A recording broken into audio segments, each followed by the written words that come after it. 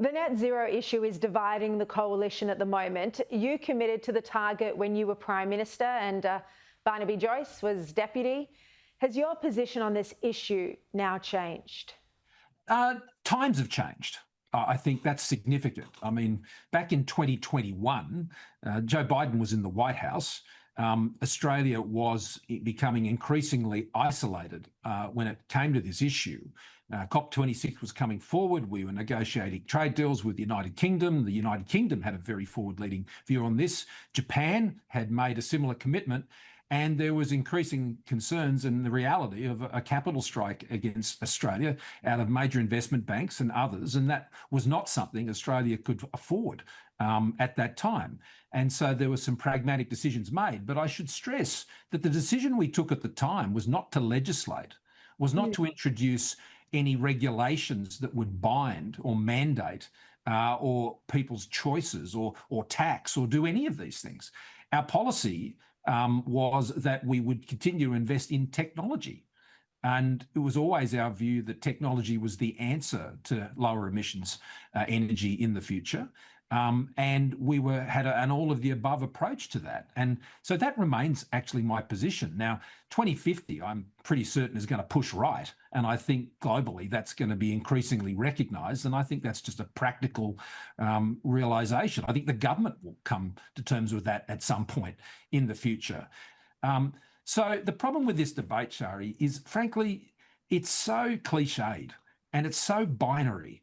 And the answer is not at either extreme. And that's where so much of the politics likes to force itself. Angus Taylor and I had a very pragmatic policy. We didn't legislate it. We were never going to legislate it. We didn't think we should legislate it. The government decided to do that, and they decided to have a much more ambitious set of targets in the early stage. And that's what is driving what we're now seeing in our energy market. So just to clarify your position, you do not think it should be legislated, but do you still think the coalition should keep the aspirational 2050 target of net zero? I don't think 2050 is probably any longer achievable. And 2050, you can pick any date, pick 2060. I mean, Narendra Modi picked 2070. Others picked 2040. It's a statement of direction, not destination, I think. And, should policy seek to achieve the goals of affordability, scalability, reliability, and lower emissions? Yes, I think it should. But should that be done by destroying your economy and doing it at any cost in an unrealistic time frame, particularly in the short term? No, I don't. I never have. The problem is that position doesn't fit neatly into what you get from either of the extremes. So you end up getting cancelled by both. But isn't this also a political problem? How do you deal with the teal seats? The Liberal Party needs to recover so many seats in this area. And the current thinking, whether it's accurate or not, the current thinking is that it would be impossible to win back those teal seats if net zero by 2050 is abandoned. It's about a direction about whether you think emissions should be reduced as part of the energy mix over time. And I think if the coalition would take a view, and particularly the Liberal Party would take a view that emissions reduction was no longer part of the policy mix, well, I think that would not reflect where we've been as a party for a very, very long time.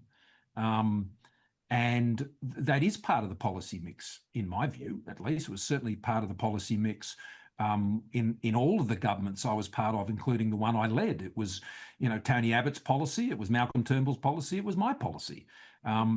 And so, walking back from even seeing that as a policy goal, I think would mark a very stark change in direction.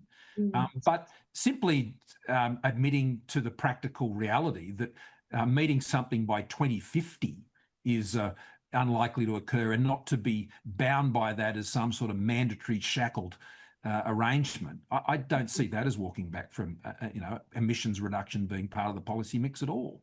Yeah. And it's important that in something as complex as this, that we just don't get drawn into this what is quite a boring polarity in this debate, because it doesn't help. Emissions fell under our government, and they fell actually more than they're falling now. They fell when Donald Trump pulled out of Paris. The US, Australia achieved greater reductions than Canada and New Zealand, who under their leaders ran around the world chastising everybody for their climate policies. But in places like Australia and the United States that we were pursuing practical policies, we were working to achieve all of these things. And so now the challenge is to understand that with AI, I mean, if you go back to 2021, in 2021, when we all met in Glasgow, the idea that hyperscaler Mag 7 companies would now be bringing the investment into data centers, and more importantly, the hundreds of billions that they'll be investing in energy technology to power them, well, no one would have believed you. And that was only 2021. ChatGPT wasn't even, wasn't really, it was in development, but it certainly wasn't what it is today.